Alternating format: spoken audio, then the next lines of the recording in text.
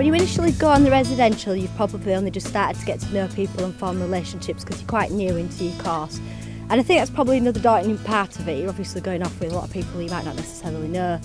But when you're thrown into that situation, you kind of realise that everybody just mucks in and gets on. And I was put with a team of people that I didn't really know very well, and by the end of it, we'd helped each other out. We'd sort of jollied each other along to do things. We'd challenged each other and supported each other. So it sets you up for quite a nice little team. The residential's definitely a good memory, you know, and I've got pictures from it that I still sort of look at now and again. And, you know, as you say, the friendships, I think the friendship's one of the biggest things you take away from it. The experiences I've had in the schools, if we're sort of relating it to a teaching degree, the bonds that I've formed with people where I've been into schools, the bonds that I've formed with some of the tutors, you know, some of the tutors have just been brilliant and sort of supportive all the way throughout, and they're people that'll definitely stick in my mind and that I'll remember. That, you know, I've had a lot of, Ruth for example, you know, I have had a lot of people that have sort of really stuck by me. I enjoy doing like the teamwork things, creativity modules where you're getting in, you're working with teams, sharing ideas, that kind of thing. But I think it's lots of little moments that just make a big memory. I'm kind of looking forward to it, but I'm a bit dubious because I'm not really the kind of person that goes getting wet in canoes and climbing and stuff.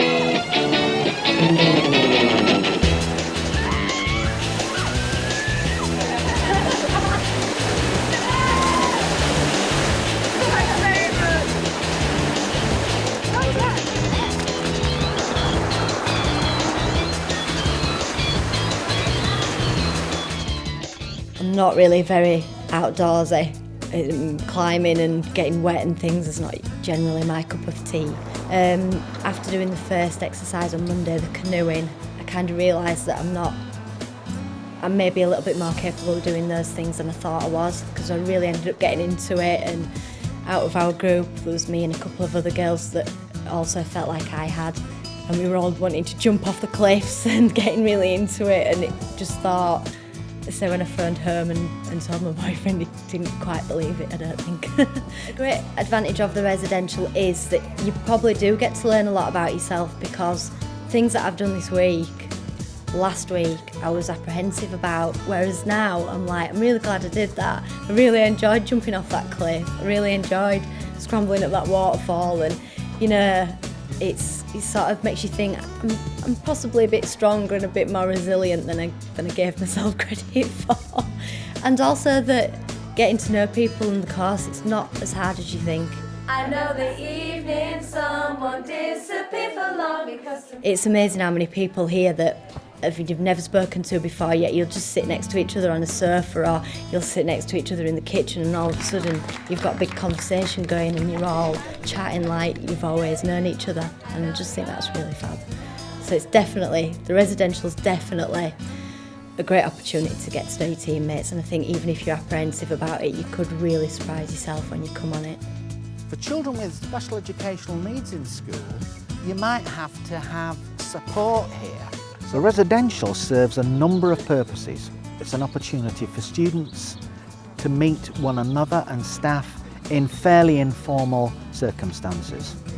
It places students in a unique position to think about themselves. There are occasions when they have to do things which are physically challenging, and that helps them to understand some of the demands that we're likely to place on them in teacher training. We're using today a National Trust property called Townend to introduce the students to the ways in which the environment, particularly the historical environment, can be somewhere where children can enjoy learning and also be stimulated to develop knowledge and understanding when they get back in the classroom.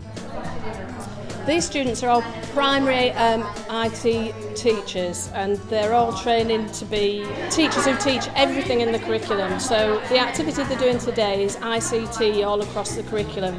And instead of using ICT in very formal and stylised ways, using things like Office, which is used in a very formal way in school, they come here and they're using the environment to do a very creative activity and to write stories and create photographs and act out the photographs using lots of props and lots of dressing up clothes. Right, a bit more scary, that's it. I can't, I'm going to push it. Yeah, a bit more scary. Princess Amy used her second wish to escape this terrible fate. Oh no! Is this what Amy wanted?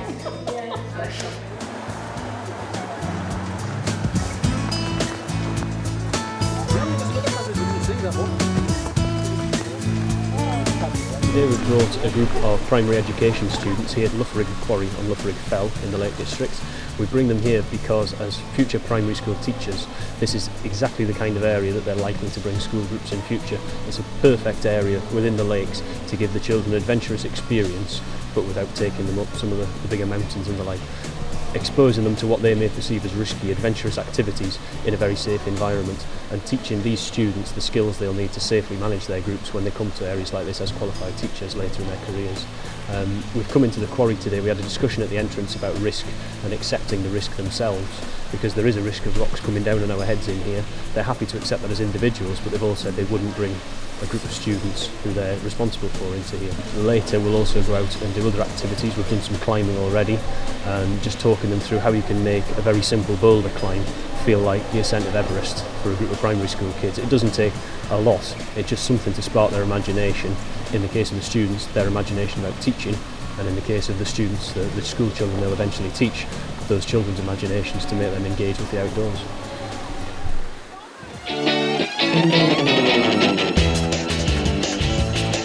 Teaching is definitely a challenge, and you come up against things all the time that you're perhaps not expecting, and obviously experience like the residential, you can come up against things there that you might not be expecting. So it's just that same kind of thing. It's sort of setting you up, setting your resilience up, I suppose. And again, you look back and you think, if I've got through that and I've done that, I can do this. I think I'm just generally a sort of stronger person. I think an achievement like getting a degree, whatever degree it is, you suddenly sort of feel sort of proud that you've got there, and a moment like today and you suddenly think, well, I've done that, and that's actually quite a good thing. And probably even when I first started out, I still kept thinking, I can't really do it, and obviously I'm here today, so I have.